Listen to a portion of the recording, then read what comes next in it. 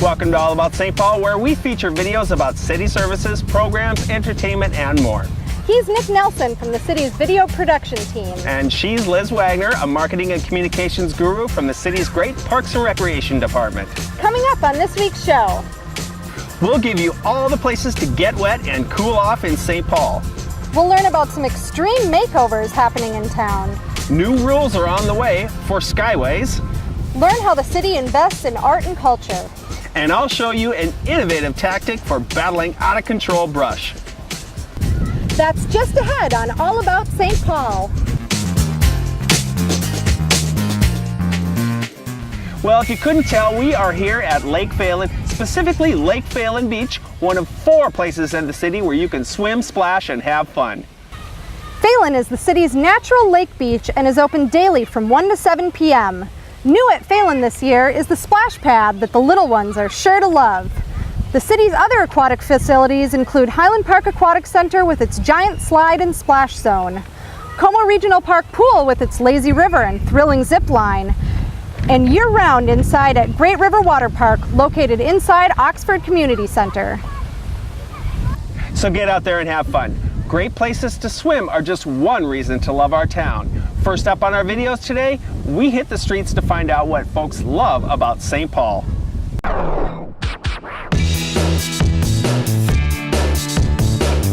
So what do I love about St. Paul? We have free stuff to do. For grandkids, we have free parks, we have the great zoo. We love St. Paul. I like St. Paul. I like the diversity. I mean, I feel like it's a good blend of different people. And it's actually starting to get more exciting, get more interesting down here with a lot of new restaurants and bars, and the State Stadium moving in here as well. I love the fact that the farmers market here. I love the fact that they have the orchestra and the different, they got museums here. It's actually a great place. It's a clean environment. It's clean, it's friendly, it's easy to get to, and it's very accessible for families, so we like that best. Yeah, we like the river. We go very often to walk nearby the river. That is good. Parks, recreation, basically all the bike paths that we're able to go on. I like about St. Paul how the people, they're nice and everything. They're willing to lend a helping hand to anybody. And that's what I love about St. Paul. Well, I love St. Paul because it is beautiful, historic. It's a great city, man. It's wonderful. The train is excellent. Gets you where you need to go on time whenever you need to get there. But it seems very family friendly, which is awesome. Cheapo Records. I really love Cheapo Records over on Snelling. The walking. It's a small, big city. I love it. The restaurants, oh my gosh, I get to go to a different restaurant every night, I feel like, and have something different, so I love that part of St. Paul. I keep going on and on about St. Paul. It's wonderful, actually, man. It's a lovely city. I love living here, man. Well, I love the Metro Lakes. There's a lot of them, especially the Phalen area, Keller area. It's all in the same area. And so it's always a good time. Yeah, it's like a perfect combination of a little bit of nature and then right in the city, and it's just gorgeous. I've lived here my whole life and I love it here.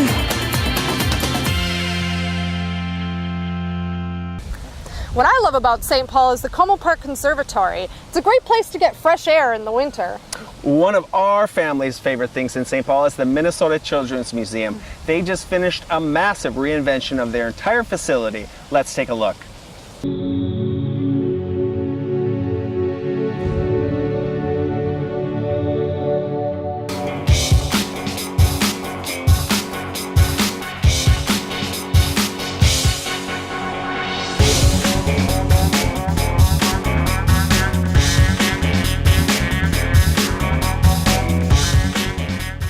Well, this is a $30 million renovation that's taken us more than 6 years to complete. It's bigger.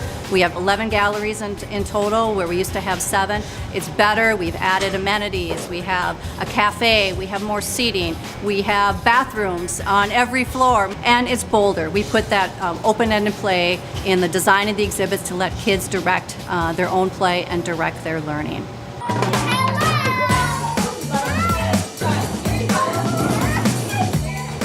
Minnesota Children's Museum is all about the power of play. And through that, kids develop skills that they need for success throughout life. They develop critical thinking, they develop creative thinking.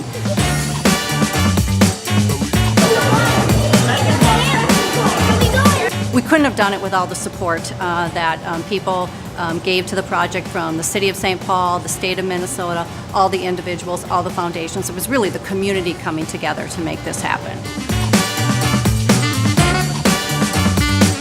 Minnesota Children's Museum is one of the biggest draws here in St. Paul, not only for people who live in St. Paul, but from people across the state.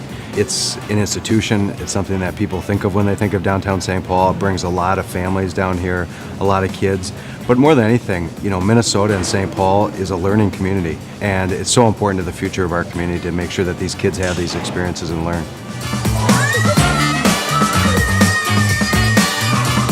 Well, we really look forward to welcoming families back into this space. If you've been here before, you will be amazed about how big of a change is in this space and all the new galleries. And if you've never been here before, come and discover the excitement of open-ended play for yourself, for your child, and engaging together in a really joyful experience as a family. Also undergoing a renovation is the St. Paul Public Library's Rondo branch. Rondo's now closed, but don't worry, they'll be back in October with a new look and a better layout. Exciting changes are on the way for the Rondo branch of the St. Paul Public Library.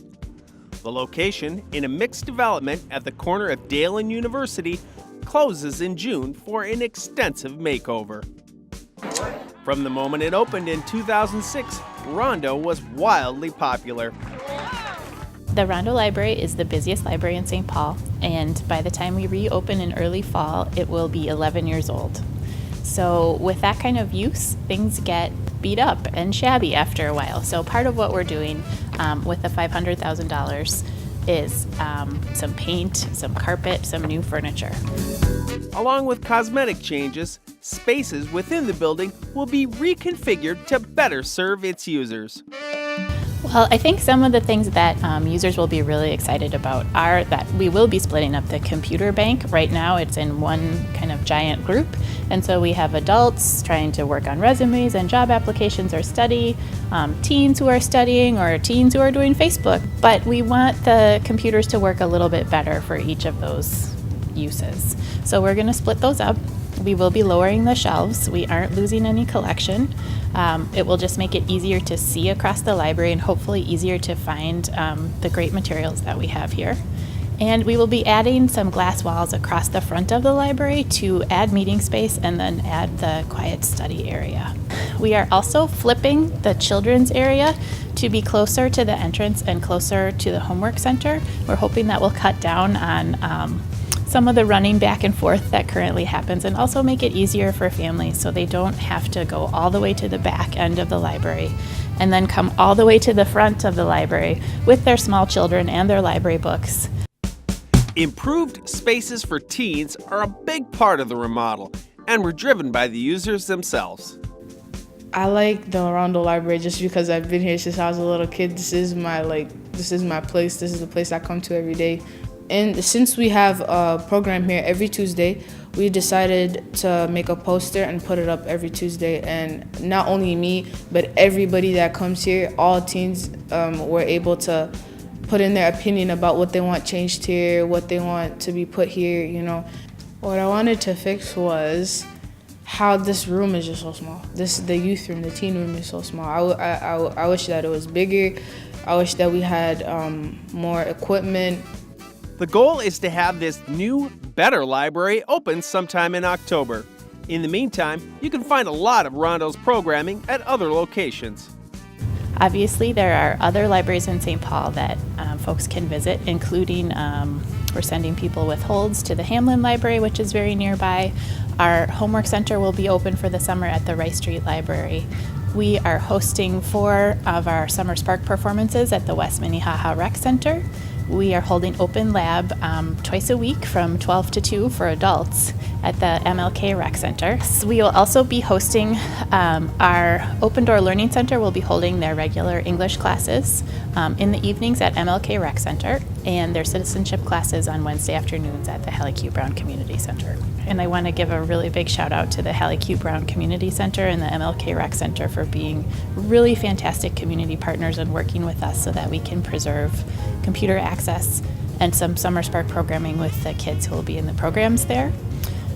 We also hope to be across the street at Life Track for job search programming on Tuesday and Thursday mornings. For more information and updates on the project, just go to sppl.org/Rondo.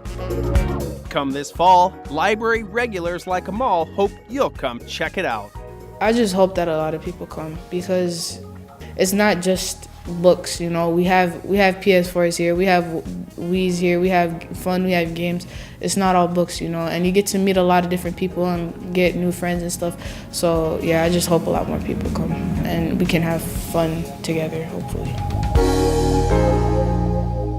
Well, as mentioned in the video, while Rondo is closed, library activities are happening at other branches and locations. One of those activities is Summer Spark. Let's find out more. It's summer, which means it's Summer Spark time at the St. Paul Public Library. What is Summer Spark? It's the library's summer learning program for kids and teens, available at all 13 library locations and the bookmobile. Summer Spark encourages kids to have fun, stay active, and keep learning all summer long. Join in the fun by attending more than 80 free programs at your library. Earn great prizes by completing reading and activity challenges, like creating a picnic menu, helping someone out for no reason, or telling a librarian a joke. We're not joking. Submit your reading and activity logs before August 31st to enter to win the grand prize, a membership to the Science Museum or the newly renovated Children's Museum. Pretty cool, right? What will you learn this summer? Learn more at sppl.org/summer or talk to your local librarian.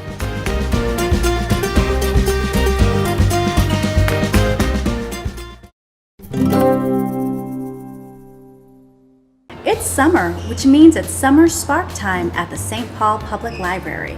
What is Summer Spark? It's the library's summer learning program, including a special version of Summer Spark just for teens. This is your summer, which means Summer Spark is about your choice. Read and rate books of your choice and use our simple star rating system. And enter to win the grand prize. It's that easy. Submit your book review before August 31st to enter to win the grand prize. A brand new Nintendo Switch and 3 games of your choice. Just for fun, stop by your local library and vote for your favorite books on our official summer reading list. Find great book recommendations, learn more about prizes, and download book rating sheets at sppl.org/summer.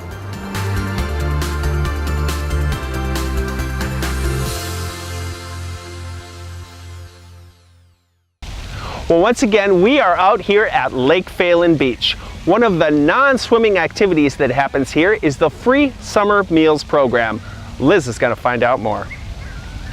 I'm here with Craig from Parks and Recreation. Tell us about summer meals. Yep, so for summer meals, we have kids for 18 and under. We have meals from 1 to 2 o'clock and from 5 to 6:30. We do this at many locations across the Twin Cities, and this is our location here at Phalen Beach. You can find a full list of locations and times at stpaul.gov/summermeals. Well, the St. Paul Skyway system is one of our city's great amenities, not just in winter, but for the AC on days like today. There are changes happening to make the Skyways work better for everyone. Let's learn more.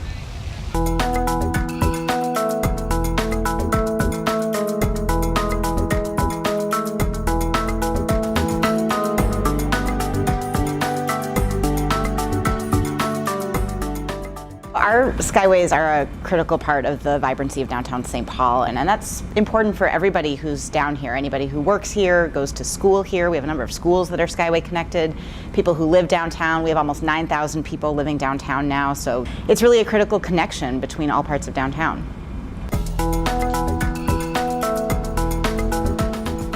So the Skyway Vitality Work Group, which I co-chair with Deputy Mayor Kristen Beckman, is a place where all of those parties responsible for any portion of the Skyways and stakeholders come together. So the building owners, all the 6 different city departments that interact with the Skyways in some form, representatives from people who are experiencing homelessness, the youth community, and employers all come to the same table and figure out how to improve the climate in the Skyways.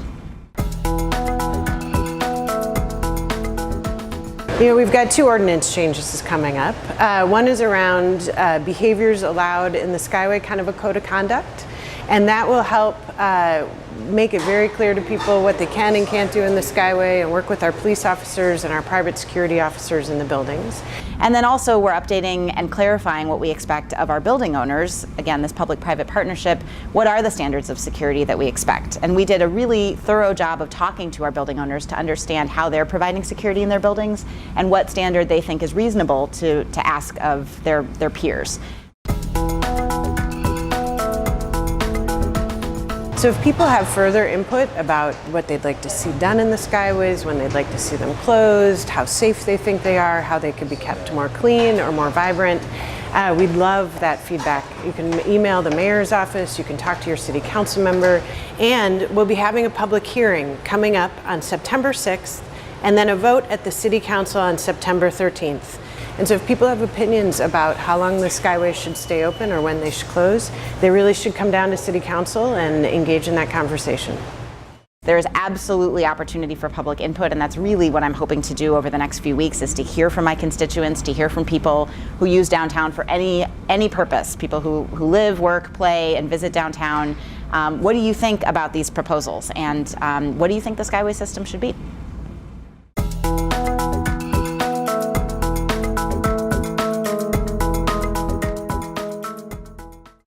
People use the Skyways to travel a downtown that's increasingly filled with entertainment and activity. One of the reasons for that is the city's Cultural Star program, which supports the arts through funding.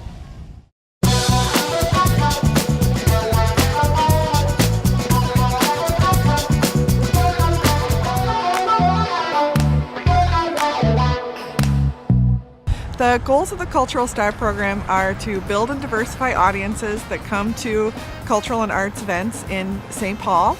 We're both reflecting the communities that live here and just reflecting the cutting edge of arts and culture in general. And what we focus those investments on, those grants, is how can we support artists and creative people to drive vitality, to drive street life in the city of St. Paul. And again, predominantly in downtown St. Paul. So Little Africa is the business and cultural corridor or district within Hamlin Midway.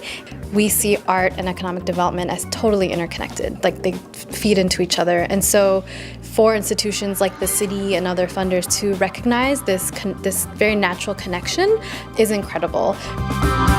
For 49 years now, Vocal Essence has been an organization that leads in the arts, primarily through choral music.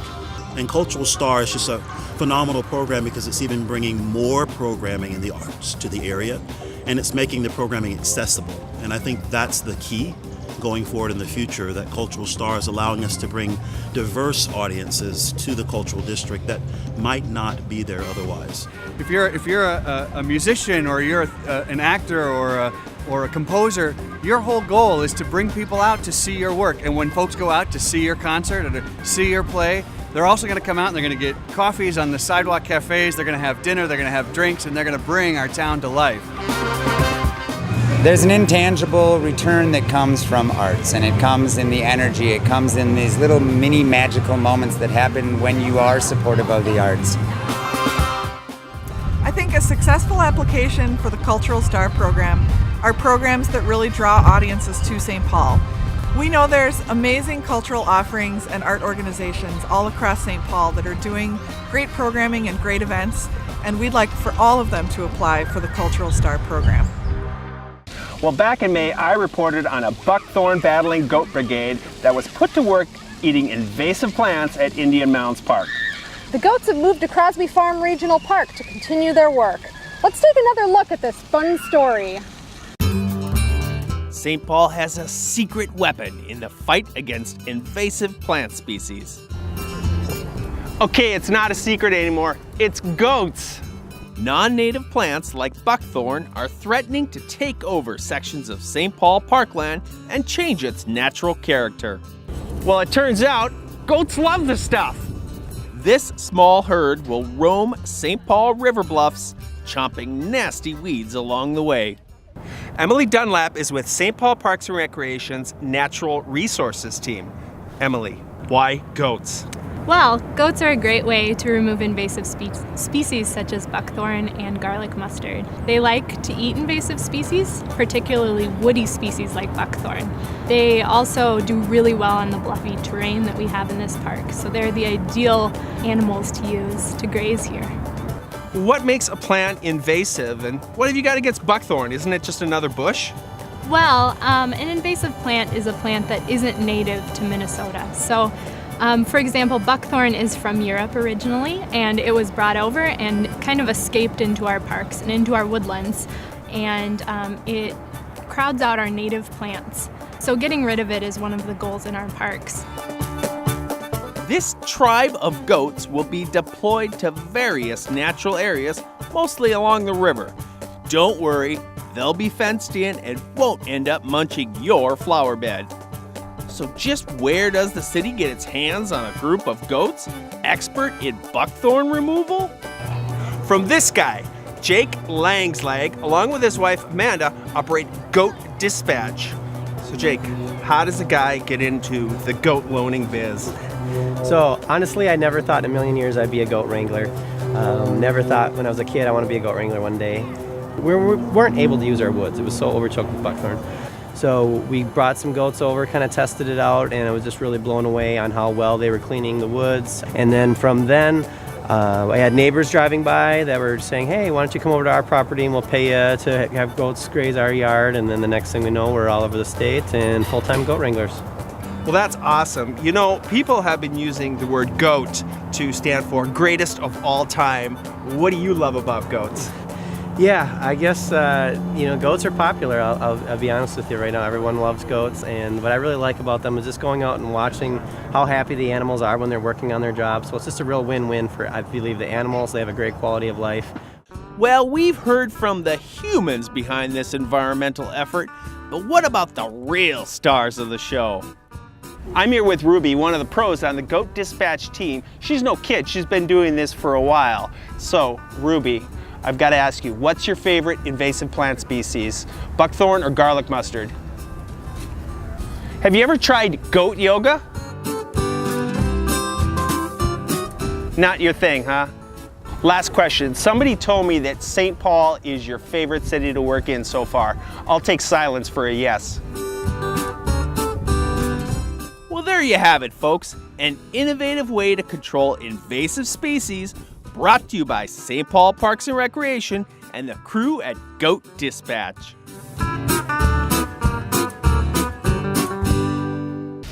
Well, that goat didn't have too much to say, Nick. It was one of my tougher interviews. Well, that's it for the show this time. We hope you like the new look.